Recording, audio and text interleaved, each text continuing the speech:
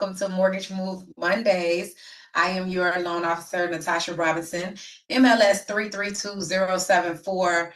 My hair don't look like my picture, guys, because I was on vacation, caught in the rain, had a really good time away. Now we are back to business on making some mortgage moves. So I'm going to give people a few minutes to come on in, and then I'm going to go ahead and get started. I normally don't talk about DSCR loans and bank statement loan programs, but now that I have built my team and I have some new engines and energy here, I'm going to be I'm going to give you a more broader list of loan options that I can do for you. And I'm excited because people call all the time, and I am a loan scenario guru. I am a guideline guru. I master scenarios. I closed the Cook County grant for the first time around, and my only delay was at closing. We found out that they needed a second mortgage, which we did ask that question. So we were delayed about an hour on funding, but my client was able to get a low interest rate and walk away. And that was me doing a program for the first time, but knowing how to ask the right questions to get you to the finish line. So I have a strength where I can get you to the finish line on all types of programs. So these DSCR loan and bank statement programs are programs that are available. They are not as easy to do as others. DSCR loan is an easy loan, but once again, it's not in the book of regular loans. So some people specialize them in them, and many people don't. So for those of you who are just tuning in, thank you so much for joining Mortgage Move Mondays. I am your loan officer. We are here every Monday at 6 p.m. where we are having home buyer conversations. You guys can feel free to ask questions. We are across several platforms. So if for any reason your question is delayed, you can always email me at natasha@loansbynatasha.com or go to loansbynatasha.com where you'll find all the information you need to know, including how you can get assistance with no hard credit pull as well. So we are going to get this party started. So what is a DSCR loan? Okay.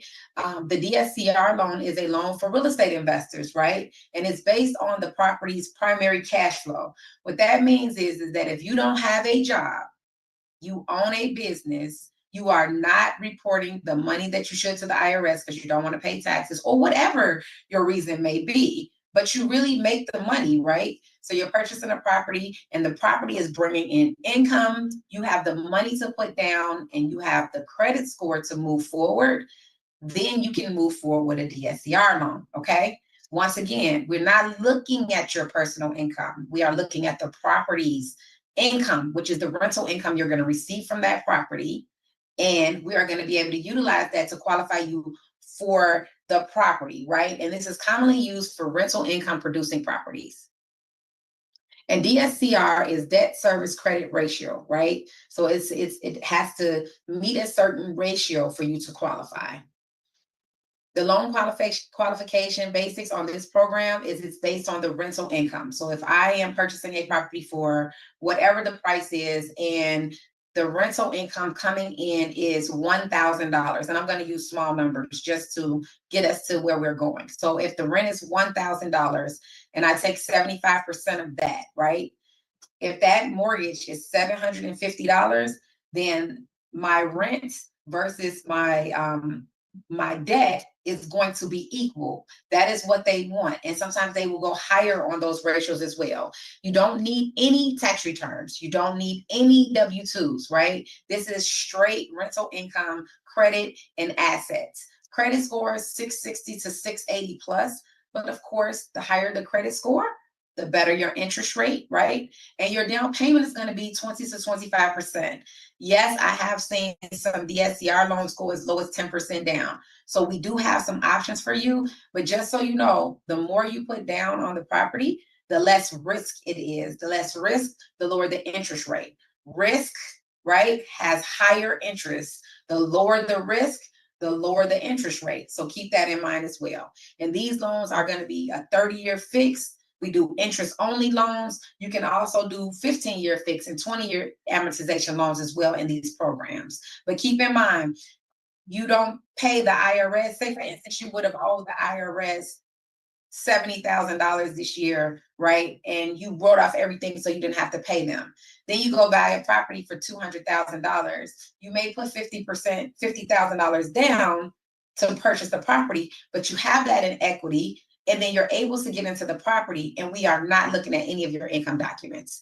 I was told by this person who does a lot in the mortgage industry, he actually told me this 5 years ago, and I'm not going to say his name, and he told me that the DSCR loans are the easiest, best loans on the planet, and he could not believe that I had spent so much time on FHA in regular loans. However, I am a community lender, and I try to lend to everyone. My community is North Kenwood, Bronzeville. We have price range, income ranges from 250,000 to 2 million.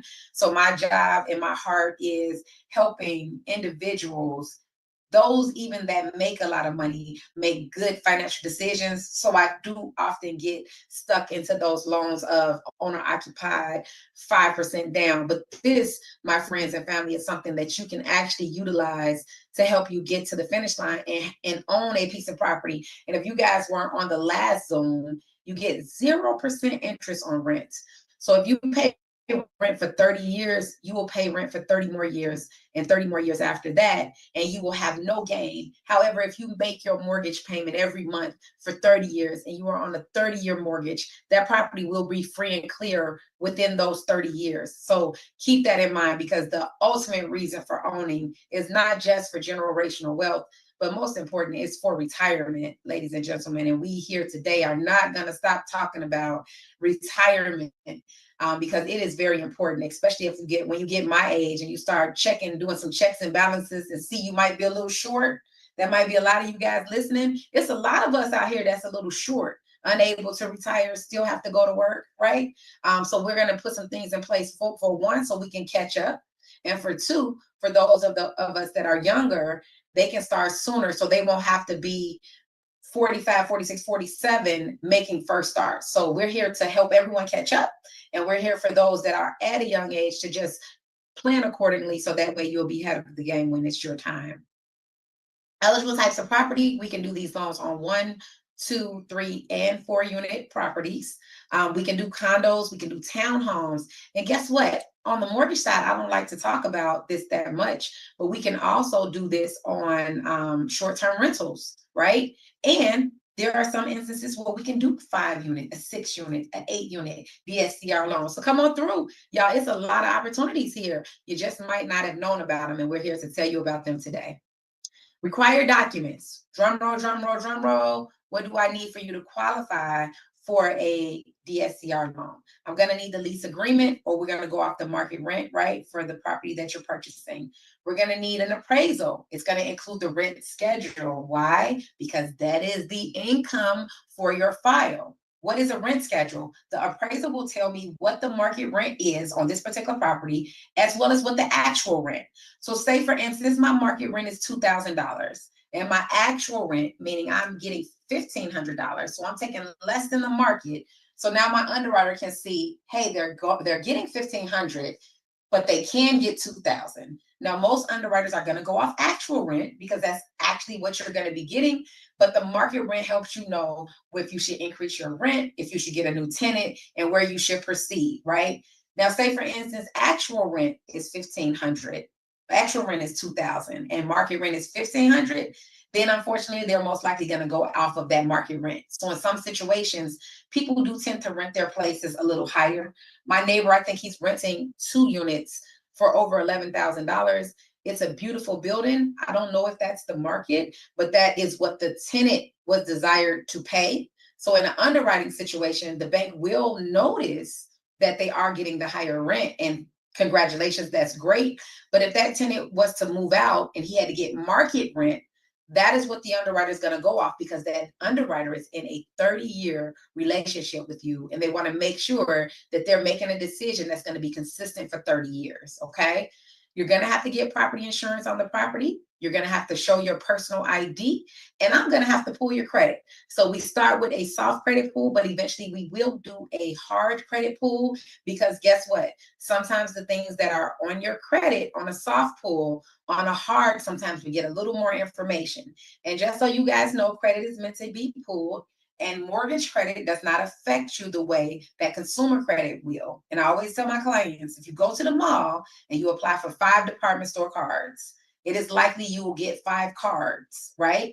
If you go to the car dealership and apply for 3 cars, it is possible that you will drive home with 3 cars that day. However, it's not as possible that you will go and purchase 4 homes, 4 mortgages in one particular day.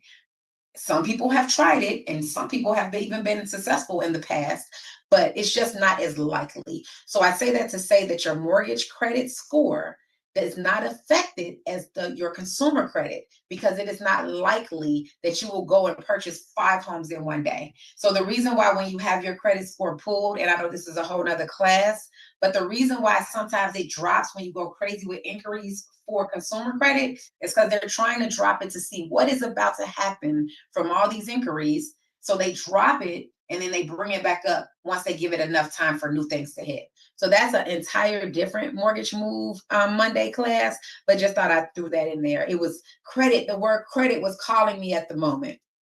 So once again, no income verification. If you come to me and you want to purchase a home in an FHA loan or a conventional loan, one of my 3.5, 3% down payment assistance programs, I will tell you, no, you cannot close in an LLC or business name, but you can in a DSCR loan. In addition to that, for my regular non-DSCR loans, you can close in a trust in some situations, but you can never close in an LLC or business name with the programs and the products that I offer. Portfolio growth, right? The BRRR strategy, right? Okay, borrow, buy, rent, repeat. That strategy you can kill with the DSCR loan, because once you gain equity, right? And I have house hacking classes that you guys can watch. So once you buy the property, you house hack. Then you get the second property because you're house hacking. You get the third property because you're house hacking. You go back to the first property. You get equity from that first property. You use that to come with the DSCR loan. And then you borrow, rent, and repeat, right? You keep it going, but you buy the property that makes most sense for you. So these are ways that you can grow and grow your portfolio. So if you were a house hacker already and you're already in my portfolio, now you can use equity in your home or your 401k to take advantage of the DSCR loan and build your portfolio even further using other people's money, right? Using the money in your equity from your other properties and utilizing it to getting this property. And then once you gain equity in the property that you're purchasing, you can continue on that journey throughout the process, right? Flexible loan terms, fast closings, because there are not really any documents required. These loans can close as quick as 2 weeks. Most of the attorneys aren't ready to close in 2 weeks, but we can get you wrapped up, approved, and ready to go. We do need title from the seller to close. So once we get that, and if we get that in the first week, we can wrap these up in 2 to 3 weeks tops. So keep that in mind as well, right? And then this is just an example, right, of a DSCR loan calculation. So if the rent, like we talked about before, well, we didn't use, I think we used $2,000. So if the rent is $2,000, right? And the principal, interest, taxes, and insurance is $1,550. PITI, principal and interest, taxes and insurance. That is the full mortgage payment is $1,550. If I divide the rent by the $1,550, my DSCR ratio is 1.29. That means the property will generate 29% more income than cost, right? Okay. So that is an example of how we create the DSCR ratio for the clients to advise if the property is going to meet the debt service credit ratio, which in this particular situation is 1.29. So with that being said, you have all different types of ratios, and those ratios affect how your, those ratio affects what your interest rate is going to be and how much you have to put down on the property. Okay. Reserve requirement, we're looking for 3 to 12 month reserves. This is a little different from a normal loan. Why? Because they want to make sure that you can afford your mortgage if your tenant doesn't pay. So there are going to be reserve requirements depending on your debt to service ratio, as well as your credit score. We can use checking and savings, money market accounts, stocks, mutual funds, retirement accounts. We can always also use business accounts with the appropriate documentation, because keep in mind, you can purchase these properties in a business name, which is a little different than what you've kind of heard about in the future. So with that being said, this is Natasha coming through with DSCR Loans on a Monday night at 6 p.m. for my Mortgage Move Mondays. You can always apply by scanning the QR code, or going to loansbynatasha.com. We're going to be giving you guys a lot of information coming soon. We are going to be talking about bank statement loans. My website is loansbynatasha.com. My email is natasha@loansbynatasha.com, and also natasha@grarate.com. I am bringing you DSCR loans on this Monday. I am Natasha Robinson, MLS number 332074. And I don't see that we have any questions in the chat, which I know this is a little different conversation. So we're bringing you something different. So those of you, give me a thumbs up if you liked what you heard today. If you want to hear more, if you watch this video later and you have questions, please feel free to ask any questions. But you definitely want to take advantage of the DSCR loans that are available to you. It's one of a kind. It's a unique situation, but it can save you a lot of stress, and it can help you win bids faster, because you're able to close faster, and you can almost close just as fast as cash with the DSCR loan. So thanks for tuning in, and I will see you next time. You guys have a great night.